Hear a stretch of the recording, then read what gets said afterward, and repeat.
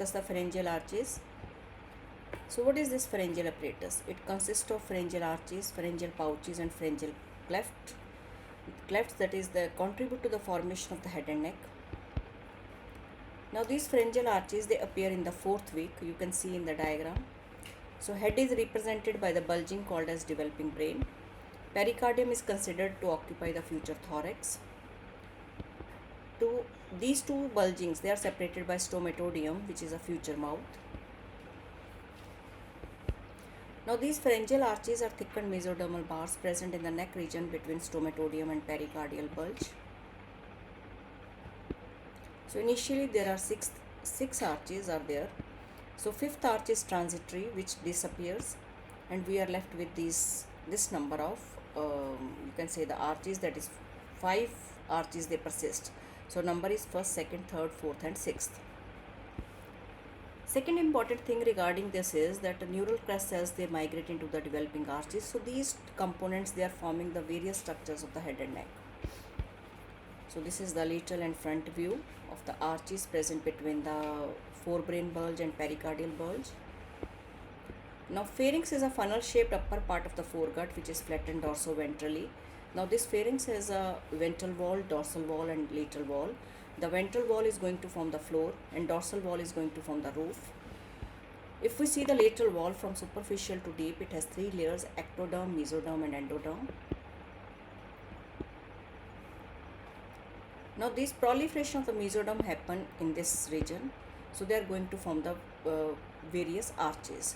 Now coming to the next important structure, that is in the interval between any adjoining arches, the endoderm extends outward in the form of pouch. We call it as pharyngeal pouch. To meet the ectoderm which dips into the interval as an ectodermal cleft, we call them as pharyngeal clefts. Total of, as we know, the total of 6 arches initially they develop, then 5th arch it disappears. So we are left with only 4 clefts and 4 pouches. Now what are the components of pharyngeal arch? So if we see the one single arch, it has a mesodermal component which is going to form the muscles. The muscles are of striated type, then pharyngeal arch artery connecting the dorsal and ventral aortae. Then each arch has its own nerve supply which is going to supply the muscle which is developing from that particular arch, and the sensory component supplying the overlying ectoderm and the underlying endoderm. Second important component of each arch is the migrated neural crest cells. So these neural crest cells, they form the skeletal element and connective tissue, and the skeletal element which is developing from the neural crest cells, that is in the form of cartilaginous rods, and the fate of those cartilaginous rod is either they are converted into adult cartilage or they are converted into bone, and some part of that perichondrium persists as ligament, and next important is they may disappear. So this is the fate of cartilaginous cord which is developing from the neural crest cells. Now in some lower animals, each arch is supplied by 2 nerves. The nerve of each arch running along the cranial border of the arch is called as post-traumatic nerve. So post-traumatic nerve is the main nerve and which is just behind the trench. So we call it as post-traumatic nerve, and that is the main nerve of that particular arch. Now each arch also receives a branch from the nerve of succeeding arch running along the caudal border of arch called as pre-traumatic nerve. You can see here. So in the human embryo, the pre-traumatic nerve disappears in all the arches except the first one, where it persists as chorda tympani. Now coming to the various derivatives which are arising from each arch, first we will discuss the derivative of the first arch, which is called as mandibular arch. The skeletal element of this arch is, it is differentiated into a smaller cranial part which is known as maxillary part and larger caudal part called as mandibular part. The maxillary part is going to form the palate, that is premaxilla portion, then maxilla, zygomatic bone and part of temporal bone. Then the cartilage of this mandibular arch is given the name Meckel's cartilage, and the various parts or structures arising from the Meckel's cartilage is malleus and incus from the dorsal part, and anterior ligament of the malleus from the perichondrium, then sphenomandibular ligament. Body of the mandible develops from the fibrous tissue surrounding the cartilage. So these are the skeletal elements which are just derived from the first arch. Coming to the muscular derivative of the first arch, the muscles of mastication, then tensor tympani, tensor veli palatini, mylohyoid muscle, then anterior belly of digastric. Coming to the first aortic arch artery, it is the first aortic arch artery. It largely disappears, but a part of it persists. It remains as maxillary artery and forms a part of maxillary artery, not the whole of the maxillary artery. So this first aortic arch is contributing to a part of the maxillary artery. The nerve is mandibular nerve, which is a branch of trigeminal nerve. So this is about the first arch. Now coming to the syndrome which is related with the first arch. Number one is Treacher-Collins syndrome. So what are the components of Treacher-Collins syndrome is Miller hypoplasia, down slanting palpebral fissure, defects of lower eyelid, deformed external ear, hypertelorism. Hypertelorism is when there is an increased gap between these two eyes. So that is hypertelorism. Then parrot beak nose, tooth genesis and discoloration, then hypoplasia of zygomatic and maxilla bone, then underdeveloped mandible, dysplasia or aplasia of the salivary gland. So these are the component of the Treacher-Collins syndrome.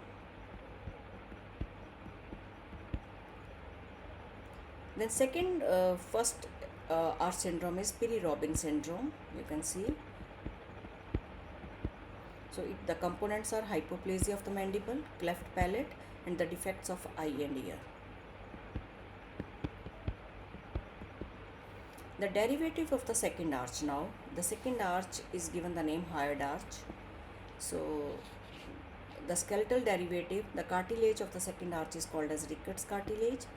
Ricketts cartilage, it forms the stapes from the dorsal part, styloid process from the dorsal part, then lesser cornu of the hyoid bone, or we call it as short cornu of the hyoid bone, then superior surface or superior half of the body of the hyoid bone, and stylohyoid ligament. So you can just remember this thing with the 5S. Stapes, styloid process, short cornu, then superior half of the body of hyoid bone, then stylohyoid ligament.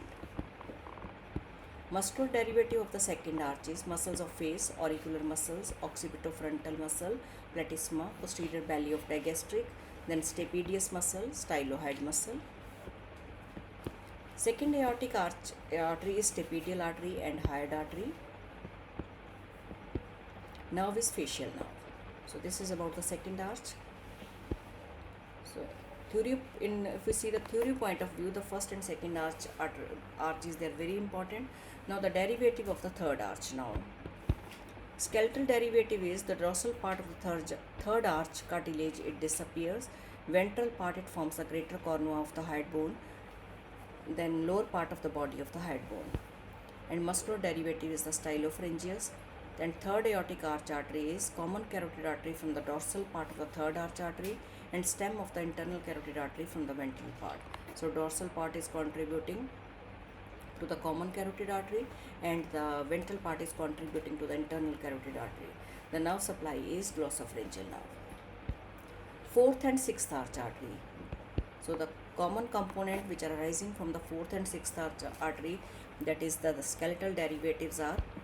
So dorsal part of these arches, they disappear, and the ventral part, it forms the cartilages of the larynx except epiglottis, and that epiglottis is developing from the hypobranchial eminence. The muscular derivative of the fourth arch artery is cricothyroid muscle, muscles of pharynx and soft palate. Fourth aortic arch artery is the on the right side proximal part of the right subclavian artery, and on the left side it is the arch of aorta. Nerve supply is superior laryngeal nerve. If we see the muscular derivative of the sixth arch, all the intrinsic muscles of the larynx except cricothyroid, because that is developing from the fourth arch. And sixth aortic arch artery is the on the right side right pulmonary artery, and on the left side it is the left pulmonary artery and ductus arteriosus, which is persisting as the ligamentum arteriosus. And the nerve supply is the recurrent laryngeal nerve. So this is about the arches, their components, that is skeletal component, muscular component, their you can say the aortic arch arteries, then their nerve supply. Then pharyngeal clefts. So the grooves of the surface ectoderm between adjacent pharyngeal arches is called as pharyngeal cleft. So on the outer side. So these are 4 in number. So first cleft is basically The dorsal part of the first cleft persists and forms the external acoustic meatus. So this portion that is on the first side, that is the cleft, is going to form the external acoustic meatus, but the ventral part of this cleft is obliterated. So around the first cleft, the mesenchymal proliferation, it happens to form the small tubercles known as the auricular hillocks, which enlarge and fuse to form the pinna or auricle. So first cleft is contributing to the external acoustic meatus, and in that region there is the mesodermal proliferation, it happens, or mesenchymal proliferation it is happening, which is going to form the auricular hillocks, going to form the pinna or auricle. But ventral part of this cleft is obliterated. So first cleft is contributing only, and what is the fate of other clefts?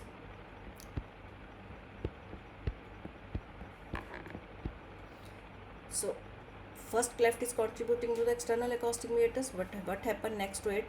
The second arch grows much faster than the succeeding arches and comes to overhang the rest of the clefts. The space between overhanging second arch and third, fourth and sixth arches is called as cervical sinus. You can see. So second arch is overgrowing and coming downward, and it is attached to the caudal portion over here. So subsequently lower overhanging second arch fuses with the tissue caudal to the arches. So side of the neck, it becomes smooth then. So it is giving smoothness to the neck. The cavity of the cervical sinus, later on it is getting obliterated. Part of it may persist. If it persists, it gives rise to a swelling called as the branchial cyst. Now what is this branchial or cervical cyst? It is a congenital cyst in the skin of the lateral part of the neck. The location is along the anterior border of the sternocleidomastoid. The cause is failure of the obliteration of the branchial cleft. The symptom is cyst persists as a smooth, slowly enlarging lateral neck mass. You can see in the diagram. Usually not present at birth, but size increases with age. So the treatment for this cyst is the surgical removal. But incomplete surgical removal may leads on to the recurrence of the cyst. You can see. Now this is a cyst. It is a swelling. But what is happening, if the cyst is opening on the surface, we call it as branchial sinus. And if it is opening both in the pharynx as well as externally on the surface, we call it as fistula. So as I have told you, only first cleft is contributing to this, and rest of the clefts are covered by the overhanging second arch. So contribution for the rest of the clefts, that is not there. Only the growth of the second arch is giving smoothness to the side of the neck. Now coming to the pharyngeal pouches. So these are the endodermal depressions. You can see first, second, third and fourth endodermal depressions. Then 5 pairs of pharyngeal pouches are there, but in this case. So what is that? Fifth pouch is rudimentary, because it is going to form, or it is going to fuse with the caudal portion. So derivative of the first pouch is ventral part is obliterated by the developing tongue, and dorsal part of the first pouch is going to contribute to the tubotympanic recess. So tubotympanic recess is formed, and that tubotympanic recess has two portions, that is proximal and distal. The proximal portion is going to form the auditory tube, and the distal part is going to form the middle ear cavity and tympanic antrum. So this is the fate of the pouch, but the fate of the first cleft was the external acoustic meatus. So this whole structure is going to contribute to that passage, that is starting from the auditory tube to the external acoustic meatus. External acoustic meatus is coming from the cleft, first cleft, and rest of the portion, that is the auditory tube, middle ear and tympanic antrum, is coming from the first pouch. Derivative of the second pouch, you can see the dorsal part of the first and second, they are going to contribute to the tubotympanic recess. So dorsal part is contributing to this, and we have discussed the tubotympanic recess in the previous slide. The ventral part is going to form the tonsil. The endoderm proliferates and extends into the mesoderm. The central core of the endoderm breaks down to form the tonsillar crypts. The endoderm of the pouch forms the surface epithelium and lining of tonsillar crypts, and the mesoderm portion of that part is going to form the lymphoid tissue, fibrous capsule and connective tissue element of the tonsil. Adult represented by tonsillar fossa. So in adults it is represented by the tonsillar fossa. The derivative of the third pouch is, you can see, it is the parathyroid gland 3. We call it as inferior parathyroid gland and thymus portion. Why we call it as inferior parathyroid? Because this migrate to the you can say distal to the parathyroid 4. So parathyroid 4 is given the name superior parathyroid. So derivative of third pouch is inferior parathyroid gland and thymus, and derivative of fourth pouch is superior parathyroid gland, and they contribute to the thyroid gland too. You can see in the diagram. So they are going to contribute to the lateral thyroid. Now fifth pouch or ultimobranchial body. So this ultimobranchial pouch together with the fourth arch forms the caudal pharyngeal complex. So they are going to form the superior parathyroid gland and parafollicular cells of the thyroid gland. So this is all about fifth pouch or ultimobranchial pouch. So this is all about the pharyngeal arches. So what is important in this lecture is you should know the various derivative of the pharyngeal arches. So for your theory point of view, the first and second pharyngeal arches, they are very important. Then derivatives of the cleft and derivative of the pouches. So that is important. So if you like my video, I again request you kindly subscribe my channel. Thank you very much.